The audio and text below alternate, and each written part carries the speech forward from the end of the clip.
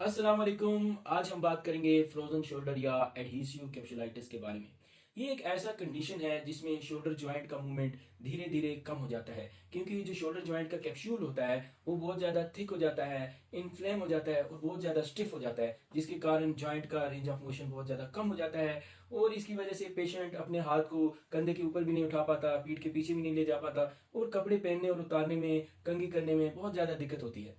अगर इसकी कारण के बारे में बात की जाए तो इसका कोई भी मेन कारण हमें पता नहीं है, लेकिन कुछ ऐसी कंडीशंस हैं जिसमें ये कॉमनली देखा जाता है। जैसे कि डायबिटीज़ है, डायबिटिक पेशेंट के अंदर ये बहुत ज़्यादा कॉमनली देखा गया है। और थायराइड प्रॉब्लम्स हैं, या किसी पेशेंट को ट्रॉमा के बाद या एक्सीडेंट के बाद बेड रेस्ट होती है, long term bed rest immobilisation के कारण भी फ्रोजन शोल्डर होता है।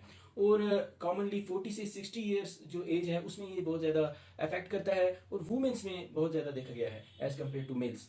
और अगर इसकी हम डायग्नोसिस की बात करें तो इसमें एक्सरे किया जाता है to rule out other conditions like arthritis. लेकिन एक्सरे का इस कंडीशन में कोई बड़ा रोल नहीं है, क्योंकि एक्सरे में तमाम बूंद जो होती हैं वो नॉर्मल दिखती हैं और इसमें बूंद तो इफेक्ट होती नहीं है, तो इसके लिए एमआरआई कराया जाता है। एमआरआई इसके मेन डायग्नोसिस है। और अगर इसकी ट्रीटमेंट की बात की जाए तो फिजियोथेरेपी इसमें बहुत ज़्यादा इंपॉर्टेंट है और बहुत बड़ा रोल प्ले करती है। फिजियोथेरेपी में हम पेंडुलर एक्सरसाइजेस कराते हैं, वॉल क्लाइंबिंग एक्सरसाइजेस कराते हैं और active range of motion, passive range of motion exercises कराते हैं, मसल स्ट्रेंथनिंग कराते हैं, टॉल स्ट्रेच देते हैं और पेन रिलीफ के लिए हम हीट थेरेपी भी देते हैं, साथ साथ में आईएफटी भी देते हैं।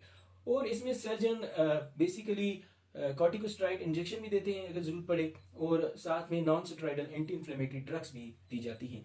और अगर कंडीशन बहुत ज़्यादा कम्प्लेक्स हुई, फिजियोथेरेपी से मैनेज नहीं हो पाई, तो इसमें सर्जरी भी की जाती है। अगर आपको ये सारे सिम्टम है तो अपने नज़दीकी डॉक्टर को के पास जाएं, चेकअप कराएं। Thank you, have a nice day.